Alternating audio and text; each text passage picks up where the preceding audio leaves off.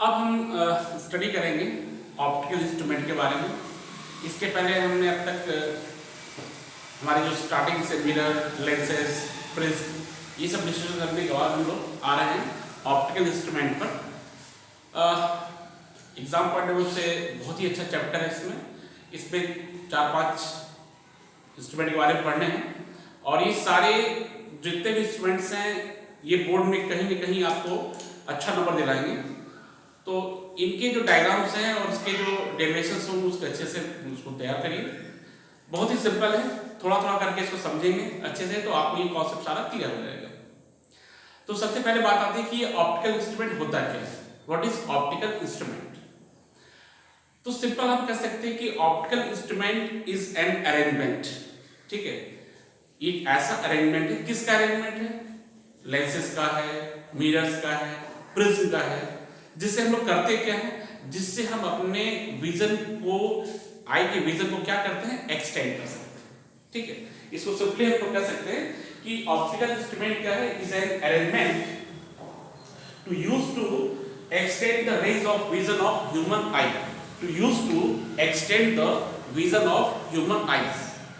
ठीक है, ह्यूमंस आई के विजन को क्या करेगा, एक्सटेंड करेगा, मतलब कि दूर की चीज को हमें नजदीक दिखाई देगा या छोटी चीज को बड़ी दिखाई देगा। ठीक है, ऐसी चीजें जो हम अपने आंख से उसको क्लियर नहीं देख पा रहे थे, छोटी चीज जिसको हम क्लियर नहीं देख पा रहे थे, इसको क्या करेगा, इसका विजन आप क्लियर करेगा। दूर की चीज जो हमें साफ नहीं दिख पा रही थी उनको आपके नजदीक लाएगा और उसको क्लियर इसका विजन कराएगा। तो ये हमारा this is called optical instrument. अब बात आती है कि किसी ऑप्टिकल इंस्ट्रूमेंट की क्या खास बातें होनी चाहिए। ठीक है, किसी भी ऑप्टिकल इंस्ट्रूमेंट के क्या क्या खास बातें होनी चाहिए, तो हम इसमें कह सकते हैं कि किसी भी ऑप्टिकल इंस्ट्रूमेंट के अंदर हाई मैग्निफिकेशन होना चाहिए। हाई मैग्निफिकेशन, मैग्निफिकेशन क्या है इसको आगे डिस्कस करेंगे, बट अब ये समझ सकते हैं कि छोटी चीज को बड़ा, ठीक ऐसे कर सकते हैं कि उसका मैग्निफिकेशन कैसा होना चाहिए, बहुत ही अच्छा होना चाहिए, बड़ा होना चाहिए। और क्या कि उस वो जो भी इंस्ट्रूमेंट आप यूज कर रहे हैं उसका रिजोल्यूशन अच्छा होना चाहिए। ठीक है, तो ये दोनों चीजें, जैसे मैग्निफिकेशन क्या है अभी आगे हम डिस्कस करेंगे, और रिजोल्यूशन ये हमको जब ऑप्टिकल इंस्ट्रूमेंट खत्म कर लेंगे उसमें हमारे पास एक और टॉपिक आता है जिसमें हम रिजॉल्विंग पावर के बारे में डिस्कस करते हैं। जैसे कोई नजदीकी दो चीजों को बिल्कुल क्लियर देखना, दैट इज कॉल्ड रिजोल्यूशन। ठीक है, दो चीजों को बिल्कुल स्पष्ट देखना, दैट इज कॉल्ड रिजोल्यूशन। ठीक है, तो यानी किसी भी ऑप्टिकल इंस्ट्रूमेंट के लिए उसका मैग्निफिकेशन अच्छा होना चाहिए और उसका जो रिजोल्यूशन होगा वो भी कैसा होना चाहिए, अच्छा होना चाहिए। तो ये तो हो गया बेसिक हमारे पास कि व्हाट इज ऑप्टिकल इंस्ट्रूमेंट। लेकिन ऑप्टिकल इंस्ट्रूमेंट से पढ़ने से पहले हम कुछ ऐसे इंस्ट्रूमेंट की बात करते हैं जो हमारे पास है, जैसे हमारी आंख। ठीक है, ये भी क्या है, दिस इज द इंस्ट्रूमेंट। ठीक है, कैसा इंस्ट्रूमेंट है, यानी आंख क्या है, तो आंख में हम की बात करें तो उसमें सिंपल क्या है, इसमें भी एक ऑप्टिकल इंस्ट्रूमेंट ही लगा है जो हम मान सकते हैं कि क्या है, इसके अंदर एक कॉन्वेक्स लेंस है।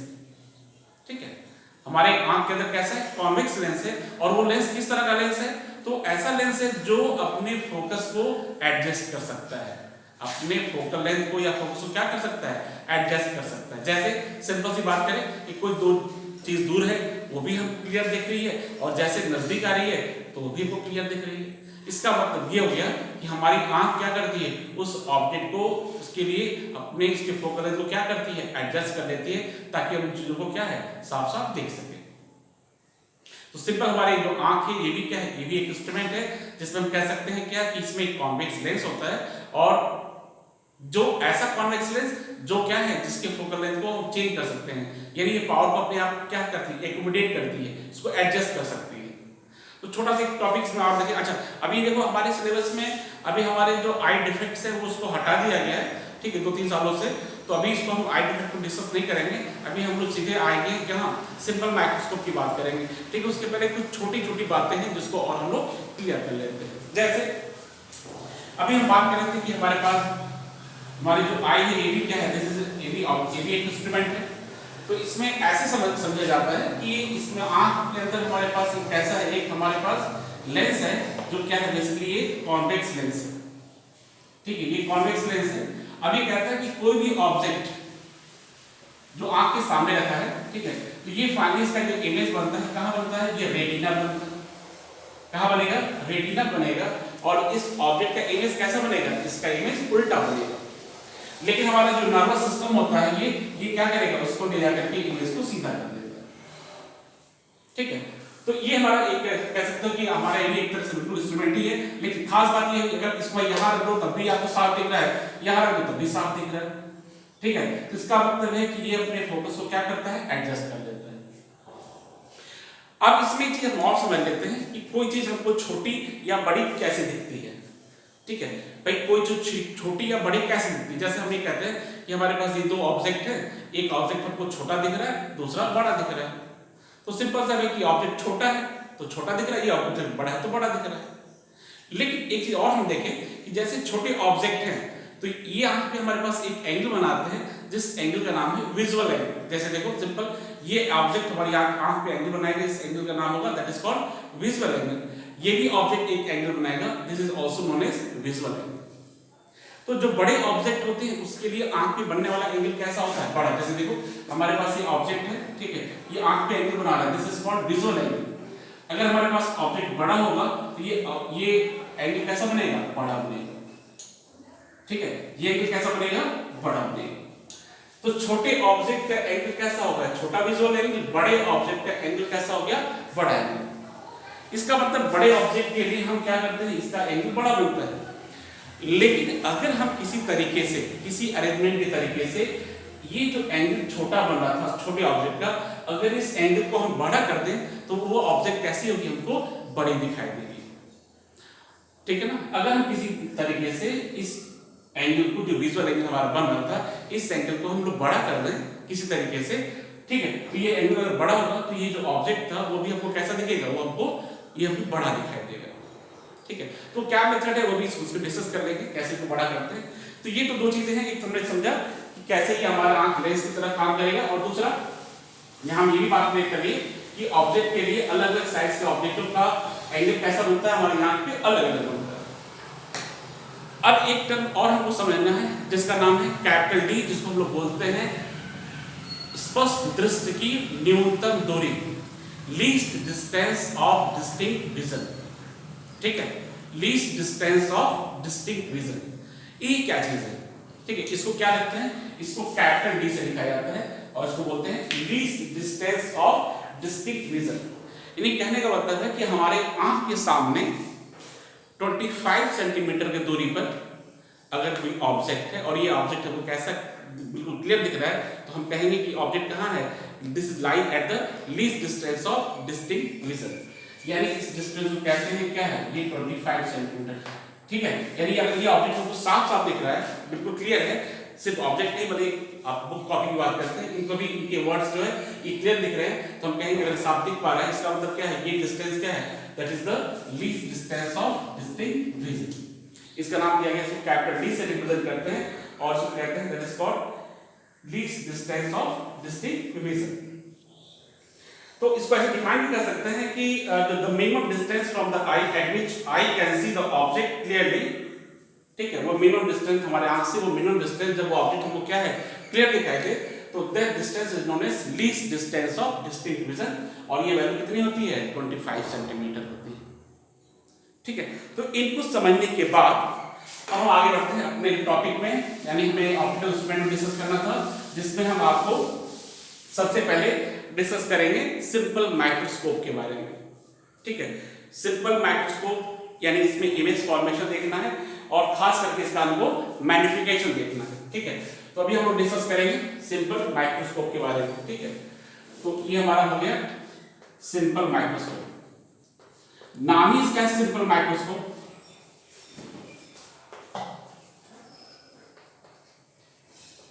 इसका नाम ही है simple.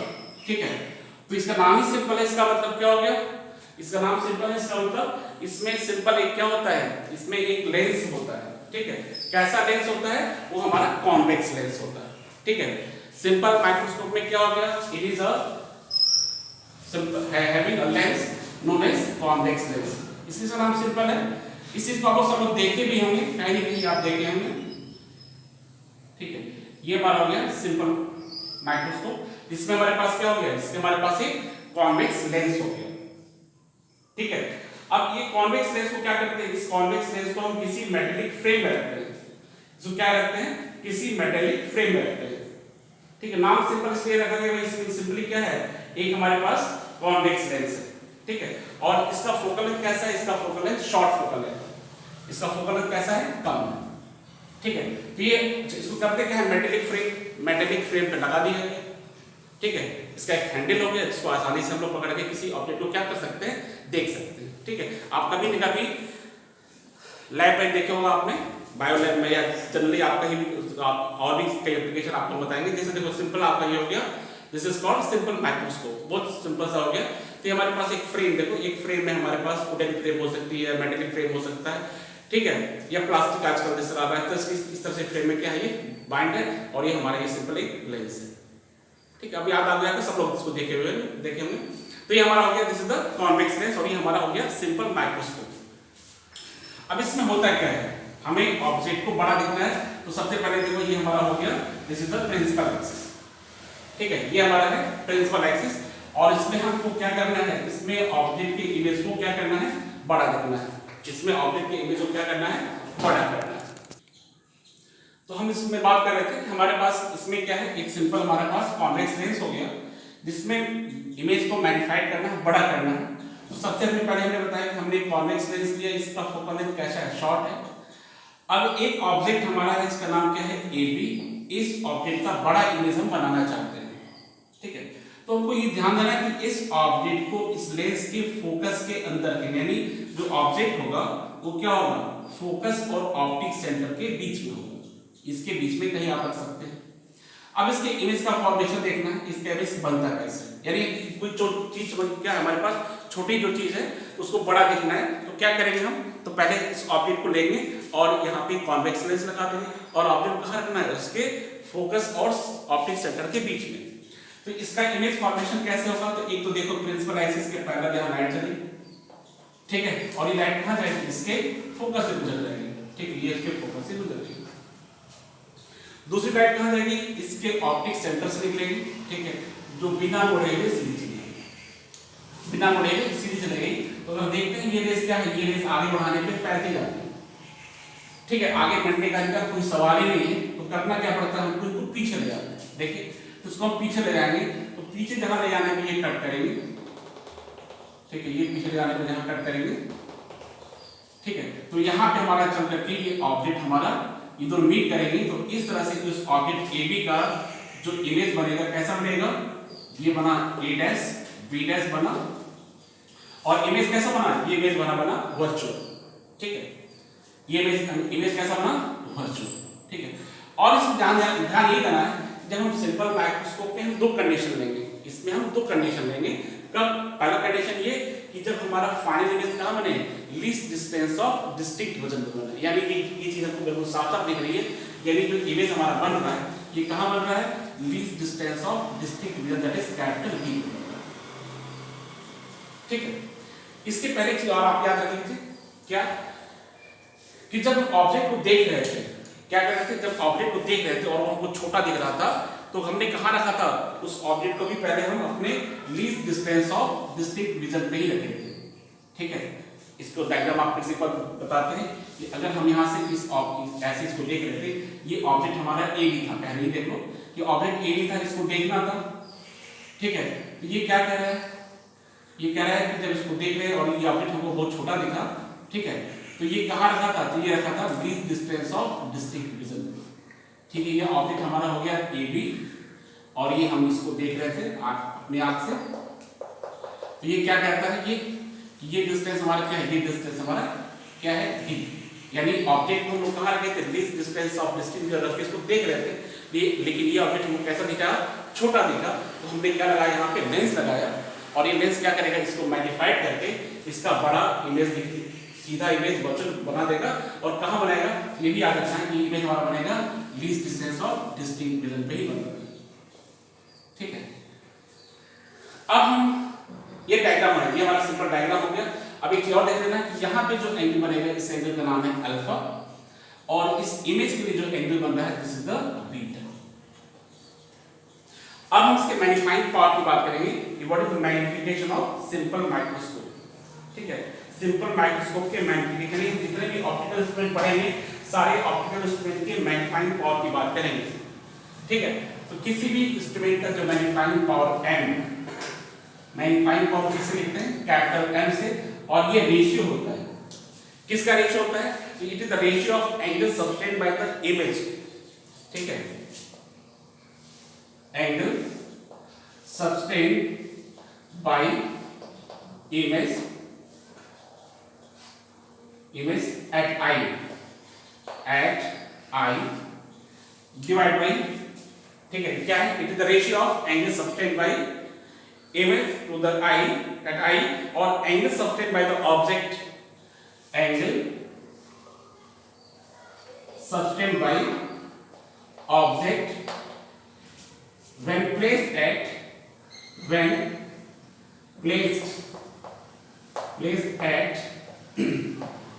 least distance of distinct vision, ठीक है। क्या निकाला है?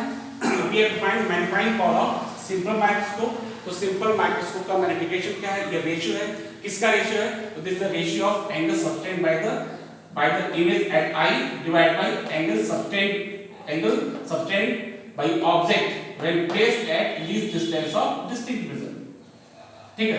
तो इसको हम लिखते हैं n is equal to beta upon alpha। what is beta? तो beta is the angle subtended by the image at the eye, and what is alpha? Alpha is the angle subtended by the object when it is placed at least distance of distinct vision। फिर हमारे पास बात ये आती है कि जो angle है कैसे है, क्योंकि ऑब्जेक्ट हमारा बहुत छोटा है, ये ऑब्जेक्ट बहुत छोटा होगा, तो इसलिए हमारे पास जो एंगल बनेंगे अल्फा और बीटा, वो कैसे बनेंगे? बड़े छोटे बनेंगे। इस तरह से बीटा अल्फा को हम लोग tan बीटा और tan अल्फा भी ले सकते हैं, ठीक है, tan बीटा और tan अल्फा ले सकते हैं। तो जरा यहाँ कंफ्यूजन नहीं है, एक ही थोड़ा कंफ्यूजन दूर कर लेना कि यहाँ आप ये सोचो दिमाग में, ये तो ऑब्जेक्ट है, ये एंगल कितना बनाना चाहिए? अल्फा नहीं, अल्फा क्या? Angle subtend by the object when placed at least distance of distinct vision, ठीक है, when placed at least distance of distinct, इसको वो अल्फा कहलाएगा, ठीक है। तो बीटा किसको ले रहे हैं? तो बीटा हम इस इमेज ले रहे हैं, ठीक है। बीटा क्या है? ये जो इमेज हमारे यहाँ पे एंगल बना रहा है, दैट इज द बीटा। अब ये डिस्टेंस क्या है? ये डिस्टेंस को हम लोग u ले सकते हैं, ये डिस्टेंस हमारा क्या है? अब हम आते हैं मैग्नीफाइंग पावर m निकालने के लिए। तो सबसे पहले देखो हम tan बीटा निकालेंगे और tan अल्फा निकालेंगे, ठीक है। तो tan बीटा क्या निकलेगा? tan बीटा बताओ भाई, tan बीटा देखिए, तो tan बीटा में निकलेगा a dash b dash upon b dash o, ये भी है। और हमारे पास और दिख रहा है कि इसमें tan बीटा को हम ले सकते हैं ab अपॉन bo, ठीक है। tan beta equal to ab upon b की जगह ob, ab कितना है? तो ab को ab रहने दो, और OB कितना है? AU, जो इधर है इस साइड में, इसको लिखेंगे माइनस, ठीक है। अब आ जाओ tan अल्फा, tan अल्फा क्या हो गया? तो tan अल्फा देखिए क्या हो गया? AB अपॉन D, ठीक है, ये हो गया AB अपॉन, इसको P कर लो, यहाँ P कर सकते हैं, ठीक है, या इसको E कर दो, AB upon B, EB, AB upon EB कर देते हैं, तो AB हो जाएगा, और EB कितना हो जाएगा? ये माइनस डी, या इसको माइनस डी कर। मैग्नीफाइंग पावर निकालना है, m is equal to beta upon alpha, that is tan beta upon tan alpha, ये कितना हो जाएगा? डिवाइड करेंगे हम लोग AB upon minus u divide by AB upon minus D, ठीक है। तो आप यहाँ कैंसिल कर सकते हैं, किसको? AB कैंसिल कर दो, ये क्या आएगा? D अपॉन U, ये हो गया मैग्नीफाइंग पावर का फॉर्मूला, ठीक है। मैग्नीफाइंग पावर का फॉर्मूला किसके लिए हो गया? सिंपल माइक्रोस्कोप के लिए आ गया, m is equal to D upon U। Formula बिल्कुल सही है, इस फॉर्मूले में कोई प्रॉब्लम नहीं है, लेकिन इस फॉर्मूले में अगर देखें तो इस जो लेंस है, इसका फोकल लेंथ अगर f है, तो इस f की वैल्यू कहीं इसमें आ नहीं रही है, तो हम थोड़ा सा इसको चेंज करना चाहेंगे कि f की वैल्यू भी वहां पे आ जाए, ठीक है। तो देखो कैसे चेंज करें, इसकी f की वैल्यू कैसे बुला रहे हैं, ठीक है। यहाँ देखो ये d है, तो पता ही ये डिस्टेंस कैपिटल D है, अब हमारा टास्क है क्या कि मैग्निफिकेशन हमारा किसके फोकल लेंथ के टर्म में आ जाए, तो कैसे निकालेंगे? देखो इस लेंस के लिए u कहां पे है, तो u इज इक्वल टू, ये डिस्टेंस कितनी है u, that is minus d। Image कहां बन रहा है माइनस d, और फोकल लेंथ हमारा f है। तो हमारे पास जो फॉर्मूला है lens formula 1/f is equal to 1/b minus 1/u।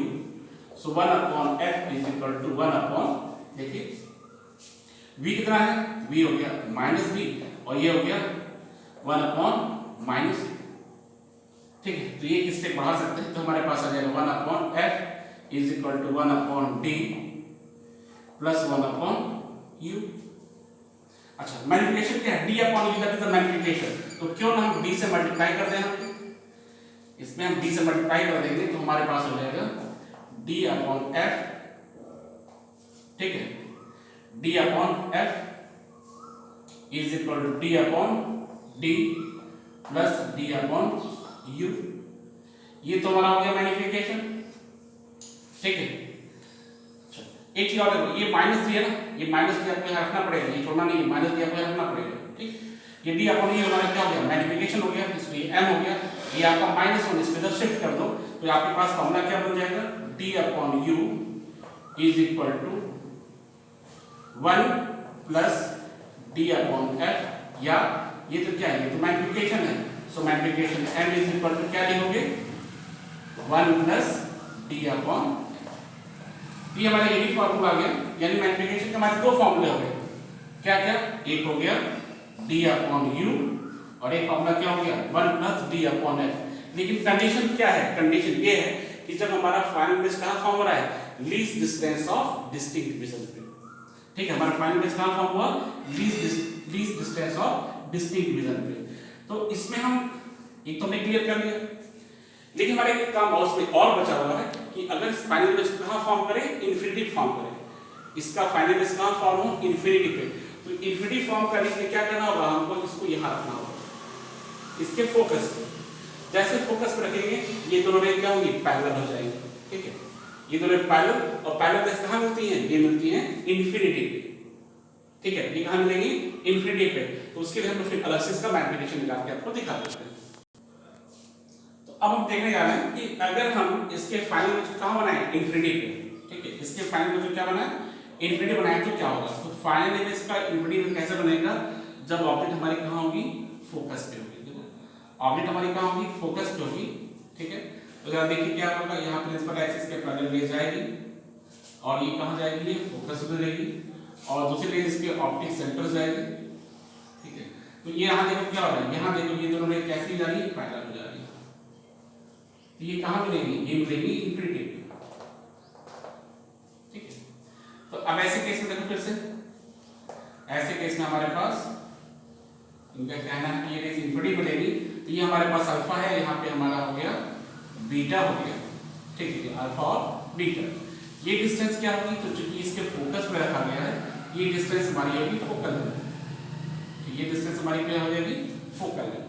अब इसके लिए फिर से अगर मैग्निफिकेशन निकालना चाहे, इसी फॉर्मूले की तरफ से मैग्निफिकेशन निकालना चाहें, तो tan बीटा हमारा यहाँ देखो क्या हो गया, आपका ऑब्जेक्ट AB हो गया, tan अल्फा तो AB अपॉन माइनस B हो ही जाएगा, और ये क्या होगा, AB अपॉन माइनस है, ठीक है। So magnification tan is equal to क्या हो जाएगा, tan बीटा हमारा हो जाएगा AB अपॉन माइनस है, और इसके लिए tan अल्फा AB अपॉन, ठीक है, AB अपॉन माइनस B, ठीक है। ये क्या हो गया, दैट इज d/f। तो इसके लिए यानी इन्फिनिटी वाले केस में magnification m is equal to कितना हो गया, दैट इज d/f, ठीक है। तो हमने सारे केस देख लिए किसके, सिंपल माइक्रोस्कोप के, कि सिंपल माइक्रोस्कोप में जब इमेज हमारा कहां बनता है, this distance of distinct division बन रहा था, उसके लिए magnification formula m is equal to d/u आया। इस फॉर्मूले को थोड़ा सा हमने चेंज कर लिया ताकि ये फोकल लेंथ के टर्म में आ जाए, ये formula m is equal to 1 plus d/f भी आया, ये दोनों फॉर्मूले सेम हो गए, ठीक है। किसके लिए, जब फाइनल इमेज कहां बने, least distance of distinct division बने। हमने दूसरा केस लिया कि अगर हमारा इमेज फाइनल इमेज कहां बने, इन्फिनिटी पे, अगर फाइनल इमेज इन्फिनिटी बनेगा तो इसको ऑब्जेक्ट को रखना पड़ेगा, फोकस पे रखना पड़ेगा। इस तरह से ये चलने वाली रेस क्या हो जाएगी, ये रेस हमारी जो चलेगी वो एक फोकस से निकलेगा, दूसरा ऑप्टिक सेंटर से निकलेगा, और ये दोनों रेस कैसी होंगी, पैरेलल होगी, जो आगे चल करके इन्फिनिटी में मिलेगी। तो इस केस में फिर से हमने मैग्नीफिकेशन निकाला, तो हमारे पास इक्वेशन आया m = d/f। तो ये हमारा सिंपल मैथ्रो का जितना भी ये पार्ट है कन्वर्ट कंप्लीट हो गया। इसके एप्लीकेशन पार्ट में आप देखे होंगे सिंपल मैथ्रो का एप्लीकेशन कहाँ है। तो सिंपल हमने अपने लैब में भी करते हैं वो, जहाँ पे ऑब्जेक्ट को हमको छोटे ऑब्जेक्ट को बड़ा दिखना रहता है, तो यहाँ भी देख लेते हैं। और इसके इनके यूजेस हमारे जो वॉच मेकर होते हैं, जो घड़ी बनाते हैं ना, ठीक है, वो अपनी आँख के तरह से लगा करके इंस्ट्रूमेंट को ठीक करते हैं, तो भी हमारा क्या है, वो भी हमारा एक तरह से वो सिंपल माइक्रोस्कोपी होता है। ऐसे जो ज्वेलर्स होते हैं वो भी जो छोटे छोटे काम करते हैं, ठीक है, बारीक वाले काम, वो भी क्या है, वो भी हमारा सिंपल माइक्रोस्कोपी है। तो इसकी कुछ लिमिटेशन है कि भाई ये ऑब्जेक्ट के इमेज को बहुत बड़ा तो नहीं करेगा, लेकिन हाँ छोटा इमेज को बड़ा करेगा। जहाँ हम इसका यूज कर सकते हैं बिल्कुल करेंगे। लेकिन जब बात आती है कि और छोटे ऑब्जेक्ट का इमेज और बड़ा, बहुत छोटे माइन्यूट ऑब्जेक्ट का इमेज बड़ा करना हो, तो अब इसका यूज नहीं करेंगे। अब उसकी जगह पे हम लोग अदर तरह के इंस्ट्रूमेंट यूज करेंगे, that is called compound microscope. तो उस कंपाउंड माइक्रोस्कोप का हम लोग यूज करेंगे और फिर हम लोग देखेंगे कि व्हाट इज कंपाउंड माइक्रोस्कोप।